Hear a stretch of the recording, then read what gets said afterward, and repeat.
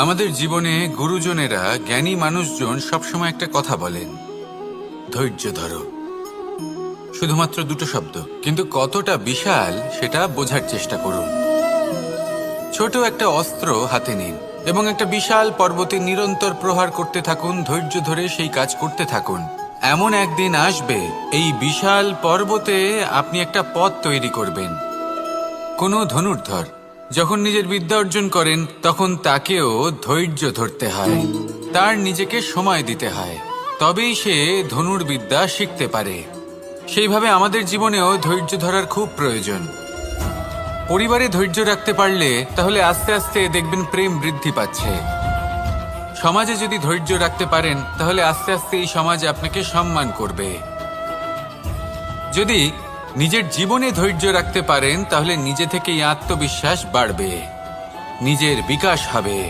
জীবনে সবই সম্ভব যদি ধৈর্য রাখতে পারেন। হয়তো আস্তে আস্তে হবে, কিন্তু হবে অবশ্যই। শুধু ধৈর্য রাখুন, কারণ ধৈর্যই সবথেকে বড় পুঁজি। আসুন আর আমার সাথে ভালোবেসে বলুন, রাধা রাধা। আমাদের জীবনে যখনই আমরা কোনো বড় দায়িত্বের সম্মুখীন হই, তখন আমরা তার থেকে দূরে পালাই আর এই অজুহাত দিই যে না না, এত বেশি ভার বহন করার যোগ্যতা আমার নেই, আমি করতেই পারবো না। দেখুন, এই সংসারে ভিন্ন ভিন্ন ধরনের গাছ আছে, ছোট গাছ, বড় গাছ, কিন্তু বটগাছের মতো বড় এবং নিবিড় গাছ আর একটাও নেই। সে নিঃস্বার্থভাবে এই সংসারকে সেবা করে যায়, ছায়া প্রদান করে, শীতলতা প্রদান করে। আর যখন এমন সময় আসে যখন তার ওপর বোঝা অত্যন্ত বেড়ে যায়, সে কিন্তু কোনোভাবেই ভেঙে পড়ে না। তখন সে নিজের নিঃস্বার্থ কর্মের ফল লাভ করে, সেই নিঃস্বার্থ কর্ম যা সে করেছে। তার দেহ থেকে ছোট ছোট ঝুড়ি বার হয় এবং তা কাণ্ডের আকার ধারণ করে। সেই কাণ্ড মাটির কাছে পৌঁছয় এবং তারপর তা বটগাছের সহায়ক হয়ে ওঠে। সে ভেঙে পড়ে যায় না। এইভাবে আপনিও জীবনে নিঃস্বার্থভাবে সবার সেবা করুন, ভালোবাসুন, সবাইকে সাহায্য করুন। যেদিন আপনার ওপর বোঝা অত্যন্ত বেড়ে যাবে, সেদিন এই সব মানুষ আপনাকে সাহায্য করার জন্য আসবেন, আপনার শক্তি হয়ে উঠবেন, আর আপনি বটগাছের মতোই মহান এবং বিশাল হয়ে উঠবেন। আসুন আর আমার সাথে ভালোবেসে বলুন, রাধা রাধা। একটা শব্দ আছে, পরিস্থিতি। অনেক মানুষের মুখে আমরা এই শব্দ শুনি। জীবনে যখন অসফল হই, দুঃখ আসে, সংকট আসে, কোনো বিপদ ঘনিয়ে আসে, তখন সমস্ত দোষ আমরা পরিস্থিতির ওপর চাপিয়ে দিই। আর দেখতে গেলে কোথাও না কোথাও ঠিকই করি। এই পরিস্থিতি প্রত্যেক দিনের মতো পাল্টাতে থাকে, কিন্তু এই দিন, এই রাত, এমন কেউ আছেন যিনি এর ওপরেও নিয়ন্ত্রণ সাধন করেন, আর তিনি হলেন সূর্য। ঠিক সেই রকমই আমাদের জীবনেও সূর্য হলো এই মন। যদি এই মনের উপর আমরা নিয়ন্ত্রণ করতে পারি, তাহলে আমরা জীবনকেও নিয়ন্ত্রণ করতে পারবো।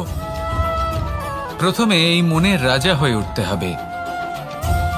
তাই মনে রাখবেন, যদি মন দুর্বল হয়, তাহলে পরিস্থিতি আমাদের সমস্যা বলে মনে হবে। এই মন যদি স্থির হয়, পরিস্থিতি প্রতিস্পর্ধা বলে মনে হবে। আর এই মন যদি শক্তিশালী হয়ে ওঠে, তাহলে যে কোনো পরিস্থিতি আপনার কাছে একটা সুযোগ মাত্র, এমন এক সুযোগ যাতে অগ্রসর হয়ে আপনি মহান হয়ে উঠতে পারেন। এই মনের শক্তির বৃদ্ধি ঘটান, মহান হয়ে উঠুন, আর আমার সাথে ভালোবেসে বলুন, রাধা রাধা। খুব সুন্দর একটা কাহিনী আছে। একবার এক ব্যক্তি নিজের অসফলতার জন্য ত্রস্ত হয়ে সময় দেবতার তপস্যা করতে বসলেন। উনি তপস্যা করলেন এবং সময় দেবতা প্রসন্ন হলেন, মানুষের রূপ ধারণ করে ওনার সামনে প্রকট হলেন। এবার সেই ব্যক্তি ওনাকে জিজ্ঞেস করলেন যে কি এমন আছে যার জন্য আপনি বারবার জয়ী হন আর আমি চিরকাল পরাজিত হয়ে থাকি? কেন এত পরিশ্রম করা সত্ত্বেও আমি সাফল্য লাভ করতে পারি না? তখন সময় দেবতা উত্তর দিলেন যে দিন হোক বা রাত, ঝড় হোক বা ভূমিকম্প, রোদ হোক বা বৃষ্টি হোক, সময়ের সূত্রপাত হোক বা প্রলয়, আমি থামি না, আমি চলতেই থাকি। আর সেই জন্য যিনি থেমে যান তিনি পরাজিত হন আর আমি জয়ী হই। এটাই আমাদের শিখতে হবে। জীবনে সবসময় চলতে থাকুন, কখনো থামবেন না। হ্যাঁ, কিছুক্ষণের জন্য বিরতি নিতে পারেন, বিশ্রাম করার জন্য, নিজেকে আরো সশক্ত করে তোলার জন্য, কিন্তু থেমে যাবেন না। নিরন্তর কর্ম করতে থাকুন, পরিশ্রম করতে থাকুন, তবেই এই সংসার আপনাকে মনে রাখবে। আসুন আমার সাথে ভালোবেসে বলুন, রাধা রাধা। মানুষ তার জীবনে দুই ধরনের পরিস্থিতিকে খুব ভয় পায়। এক, কোনো কারণবশত কারোর সামনে নত হওয়া। দুই, কোনো কারণে নিজের চরিত্র থেকে, নিজের মূল্যবোধ থেকে বিচ্যুত হওয়া। এবার কেন হয় এরকম যে কথায় কথায় কারোর সামনে নত হতে হয়? কেন বারংবার নিজের চরিত্র থেকে চ্যুত হতে হয়? এরকম কেন হয়? এটা তখনই হয় যখন আমাদের শিক্ষা এবং মূল্যবোধের অভাব থাকে। যদি মানুষের মধ্যে প্রকৃত শিক্ষা থাকে তাহলে এই সংসারে কোনো সময় এবং কারোর সামনেই নত হওয়ার কোনো প্রয়োজন নেই। যদি মানুষের মধ্যে মূল্যবোধ থাকে তাহলে তাকে নিজের মূল্যবোধ বা চরিত্র থেকে বিচ্যুত হতে হয় না, তা সে যাই হয়ে যাক না কেন। কোনো বালককে যদি জন্ম থেকেই সুশিক্ষার অধিকারী করা হয়, শিক্ষিত করা হয়, মূল্যবোধের অধিকারী করা হয়, তবে সে এই সংসারে এমন কর্ম করবে যাতে সে নিজেকে, নিজের পরিবারকে, সমগ্র সমাজকে গর্বিত করতে পারে। শিক্ষা লাভ করুন, মূল্যবোধ লাভ করুন এবং আমার সাথে ভালোবেসে বলুন, রাধা রাধা। আমাদের সকলের জীবনে একটা লক্ষ্য থাকে যেটা আমরা লাভ করতে চাই।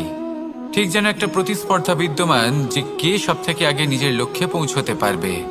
আর সেই জন্য আমরা সকলেই খুব তাড়াতাড়ি এগোতে চেষ্টা করি, বড় এবং দীর্ঘ পদক্ষেপ ফেলি যাতে তাড়াতাড়ি নিজের লক্ষ্যে পৌঁছতে পারি। কিন্তু এক অত্যন্ত গুরুত্বপূর্ণ বিষয় আছে, সবসময় লক্ষ্য সামনে থাকবে না, কখনো কখনো তা খুঁজতে হয়। এই যাত্রা খুব কঠিন হতে পারে। আর ঠিক এই কারণেই সবসময় দ্রুত গতিতে চলা বা তাড়াতাড়ি পথে চলা সেটা আবশ্যক নয়। তার থেকেও বেশি গুরুত্বপূর্ণ হলো ভেবেচিন্তে তারপর পথ চলা। যদি ভেবেচিন্তে পদক্ষেপ ফেলেন, চলতে পারেন, তাহলে সেটাই সর্বশ্রেষ্ঠ পদক্ষেপ। কখন কোন দিকে যেতে হবে, কখন কোথায় দিক পাল্টানো যাবে না, কখন গতি বেশি রাখতে হবে, কখন কম, কখন থামবো, কখন চলবো, এই সব কিছুর বিষয়ে জ্ঞান অত্যন্ত গুরুত্বপূর্ণ এবং ভেবে চিন্তে চলতেই হবে। সেই জন্য শুধু তীব্র গতিতে সামনে এগোলে চলবে না, ভাবনা চিন্তা করে এগোতে হবে। আসুন আমার সাথে ভালোবেসে বলুন, রাধা রাধা। পায়েস হলো আমার বিশেষ প্রিয়। এর মধুর স্বাদ মনকে প্রফুল্ল করে তোলে। ছোটবেলায় মা আমার জন্য পায়েস বানাতেন এবং আমাকে বলতেন যে গরম থাকতে থাকতে খেয়ে নে কানাই, ঠান্ডা হয়ে গেলে ভালো লাগবে না। কিন্তু আমিও দুষ্টু ছিলাম, ঠান্ডা হওয়া পর্যন্ত অপেক্ষা করতাম। আর ঠান্ডা হয়ে যাওয়ার পরে মার কাছে যেতাম আর ওনাকে বলতাম যে মা, পায়েস তো ঠান্ডা হয়ে গেছে, এটা গরম করে দিন। তখন মা হাসতেন আর বলতেন যে পায়েস না হয় আমি আবার গরম করে দেব কানাই, কিন্তু এর মধুর স্বাদ, সেই মিষ্টত্ব, সেই সুবাস, সেটা আবার ফিরে আসবে না। কথাটা সত্যি। আর এই সত্যটাই আমাদেরও জীবনের সত্য। আমাদের জীবনের মধুর সম্পর্কগুলি, এতে যখন কটুভাব প্রবেশ করে তখন সেই মিষ্টত্ব ফিরিয়ে আনা প্রায় অসম্ভব ব্যাপার হয়ে যায়। আপনি চেষ্টা করে সেই সম্পর্ক ঠিক করতেই পারবেন, তার জন্য অগাধ পরিশ্রম করতে হবে, কিন্তু আবার সেই মিষ্টত্ব কখনো ফিরে আসবে না।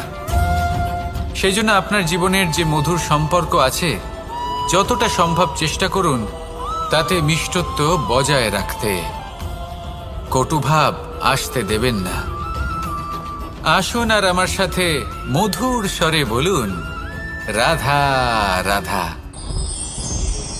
শব্দ, শব্দ আসলে কি? শুধুই কয়েকটি অক্ষরের সমষ্টি, নাকি আমাদের বাণী, এই শব্দ এমন এক শক্তি যা কাউকেই নিজের বশবর্তী করে ফেলতে পারে। শব্দ এমন এক অস্ত্র যা কাউকে ক্ষত বিক্ষত করে দিতে পারে। এই শব্দ হলো একটি নাদ স্বরূপ যা কোনো ঘুমন্ত ব্যক্তিকেও জাগিয়ে তুলতে পারে এবং নিজের লক্ষ্যের দিকে অগ্রসর করতে পারে। শব্দে এত শক্তি আছে যে কারোর মনে এতটা আঘাত দিতে পারে যে সে হয়তো জীবনে আর কখনো এগোতেই পারল না। তাহলে এই শব্দের প্রয়োগ খুব ভেবেচিন্তে করবেন। এবং এই শব্দের মতোই হলো নীরবতা। অনেক সময় এই নীরবতা আমাদের সহায়ক হয়ে ওঠে। অনেক সময় এটা আমাদের অনুশোচনাকে অনেক বেশি বাড়িয়ে তুলতে পারে। ভীষ্ম পিতামহ, অঙ্গরাজ কর্ণ যখন দ্রৌপদীর বস্ত্রহরণ হচ্ছিল তখন এনারা নীরব ছিলেন। দুর্যোধনের বিরোধিতা করেননি, ওকে বাধা দেননি। আর তারপর কি হলো সেটা আপনারা সকলে জানেন। দেখতে গেলে নীরবতা চুপ করে থাকা, কিন্তু যদি কোনো দুষ্টের সামনে চুপ করে থাকেন, যদি তার বিরোধিতা না করতে পারেন, তাহলে এই নীরবতাই অনেক বড় পাপের আকার ধারণ করে। মনে রাখবেন আর আমার সাথে ভালোবেসে বলবেন, রাধা রাধা। আভূষণ। কার না ভালো লাগে এই আভূষণ? আমরা পরিশ্রম করি, ধন অর্জন করি আর আভূষণ কিনে থাকি, কখনো নিজের জন্য, কখনো বা তাদের জন্য যাকে আমরা ভালোবাসি, বা তাদের জন্য যাকে আমরা সম্মান করি। হয়তো সেই জন্যই সীতা চূড়ামণি ধারণ করেছিলেন এবং আমি সামন্তকমণি। কিন্তু এটাই কি সেই প্রকৃত আভূষণ যা আপনার মূল্য বৃদ্ধি করে? না। শ্রীরামের আভূষণ হলো ওনার নম্র ভদ্র ব্যবহার। মাতা সীতার আভূষণ হলো ওনার সততা, ওনার নিষ্ঠা, ওনার ত্যাগ। অর্জুনের আভূষণ ছিল ওনার একাগ্রতা। রাধার আভূষণ ওনার প্রেম। এই আভূষণ কোথাও নেই, আপনার মনে আছে।